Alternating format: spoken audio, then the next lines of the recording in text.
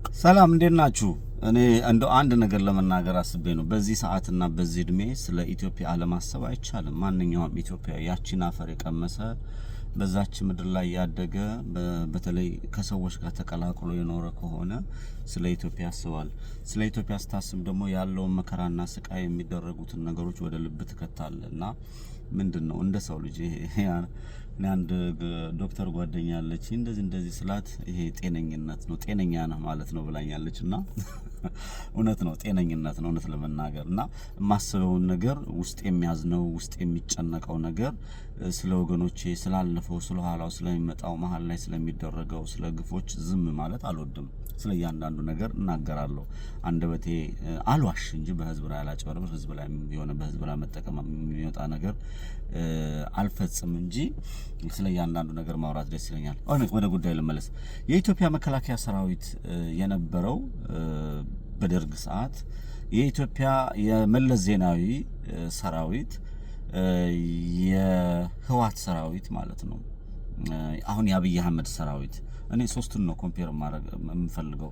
ኃይለ ሥላሴ ዘመን የነበረው ታሪክ በዛ ሰዓት የነበሩ አባቶቻችን የሰሩት ታሪክ እንዳለ ይቀመጥ። እሱ ሌላ ጥናት ተደርጎ ለትውልድ ምናምን የሚማርበት ነው ብዬ ስለማምን ማለት ነው።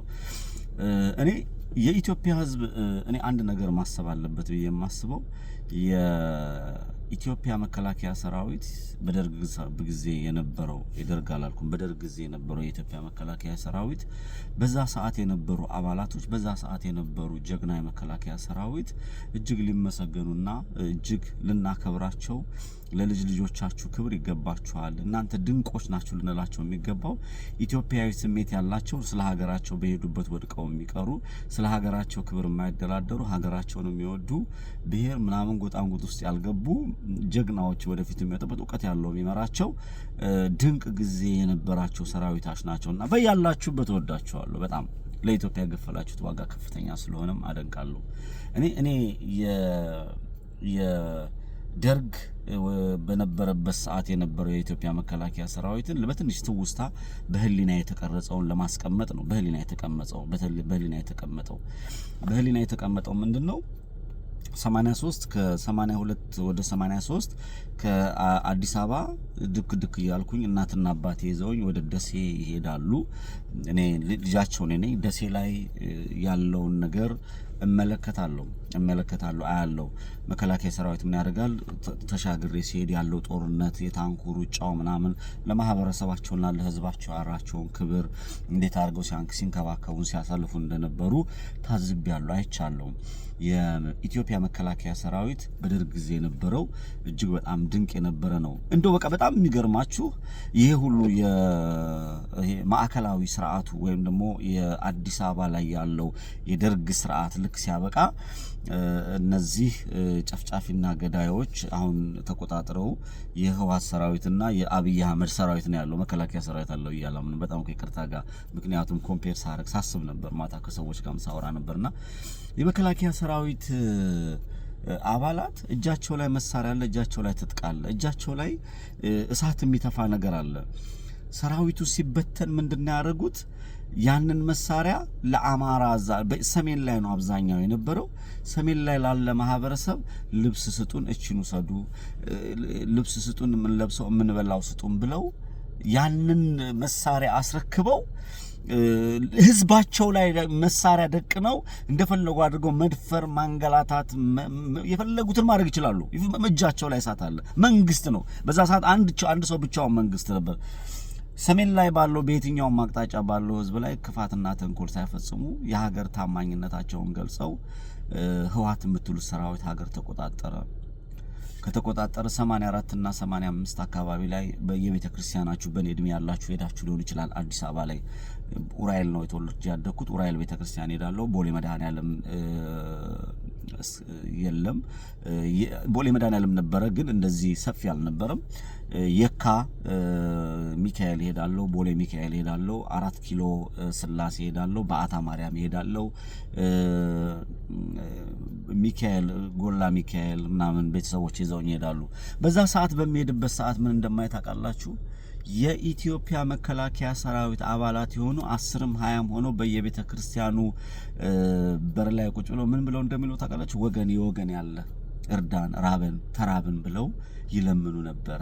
ይሄንን ሆን ተብሎ በቀል የተፈጸመባቸው ህዋት የምትሉት ኃይል ወይ ደግሞ ኢህአዲግ የምትሉት ኃይል የኢትዮጵያዊነት ስነ ልቦና ለመስበር ያቺን አፈር ከድሜ ለመክተት የተጠቀመበት እነዚህን ጀግኖች ለሀገራቸው ክብር ወደቁ በአደባባይ ላይ እንዲለምኑ ሳረጋቸው ልቤ ተሰብሯል። አይ ነበር አሁን ነው እየገባኝ የመጣው።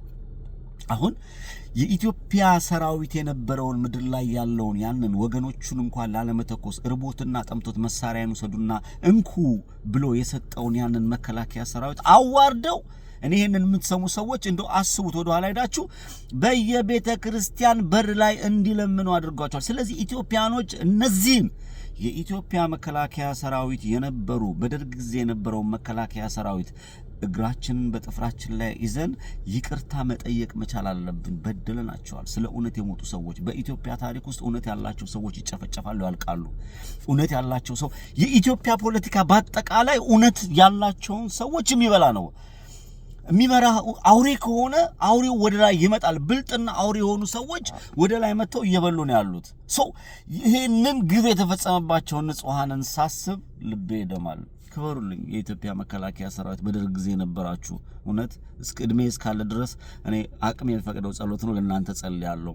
በተለያየ ቦታና በተለያየ ዓለም ወልዳችሁ ከብራችሁ የምትኖሩ ትኖራላችሁ። እናንተ ጀግኖች ናችሁ። የኢትዮጵያ ሕዝብ ይወዳችኋል። በሴራና በተንኮል ፖለቲካ ጥፋት የሆነ ግሩፕ መጥቶ ተበቅሏችኋል። እናንተ ትደነቃላችሁ። አደንቃችኋለሁ፣ አከብራችኋለሁ። የአማራ ሕዝብ የናንተ ውለታ አለበት።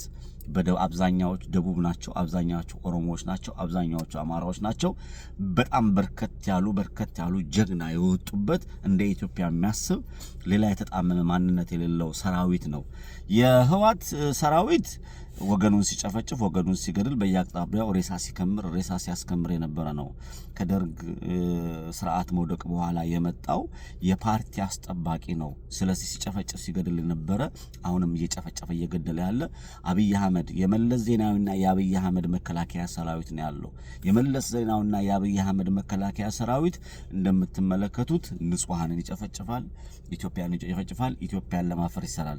የኢትዮጵያ መከላከያ ሰራዊት ይተካል ብዬ የማስበው ደግሞ አንድ ሰራዊት ነበረ፣ የአማራ ልዩ ኃይል።